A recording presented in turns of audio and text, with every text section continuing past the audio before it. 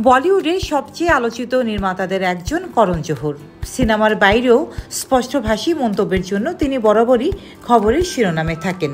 সম্প্রতি বলিউড হাঙ্গামাকে দেওয়া এক সাক্ষাৎকারে করণ জোহর বললেন, বলিউড ধ্বংস হচ্ছে অনুকরণের জন্য। সাক্ষাৎকারে করণকে জিজ্ঞাসা করা হয়, বর্তমানে বলিউডের সবচেয়ে বড় সমস্যা কি? উত্তরে তিনি বলেন, আমার মনে হয় এখন সবাই শুধু অন্যকে অনুকরণ করছে।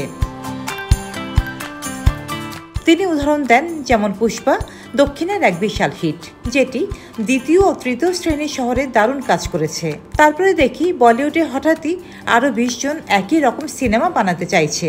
তিনি বলেন, স্ত্রী সফল হওয়ার পর সবাই হরর কমেডি বানাতে চায়, কিন্তু ওই ছবিগুলো সফল হয়েছিল কারণ সেগুলো আসলে স্ট্রং ছিল, অন্য কোনো বিকল্পও ছিল না। সবাই যখন একই ধরনের ছবি বানায় তখন মূল গুণগত মান হারিয়ে যায়। করণের ভাষায়, সৃষ্টিশীল চিন্তা এখন হারিয়ে যাচ্ছে। সবার নিজের একটি স্বতন্ত্র স্টাইল, নিজস্ব চিন্তা ভাবনা থাকা উচিত। সাক্ষাৎকারে স্পাই ইউনিভার্স বা কর্প ইউনিভার্স নিয়ে করণ বলেন, আমার ইউনিভার্সের সিনেমা, আমি গল্প বলতে এসেছি, ইউনিভার্স বানাতে নয়। তবে যদি কোনো গল্পের মধ্যে ইউনিভার্স গড়ে ওঠে তাহলে সেটা স্বাভাবিকভাবেই তৈরি হোক। প্রসঙ্গত, এই বক্তব্যে করণ জোহর শুধু ইন্ডাস্ট্রি সমস্যায় তুলে ধরেননি, বলিউডকে আবার মৌলিক ভাবনা ও ভিন্নধর্মী গল্পে ফিরে যাওয়ার আহ্বানও জানিয়েছেন। তাহলে করণ জোহরের এই বক্তব্যে বলিউড কি সত্যিই শুধু অনুকরণে ব্যস্ত হয়ে পড়েছে?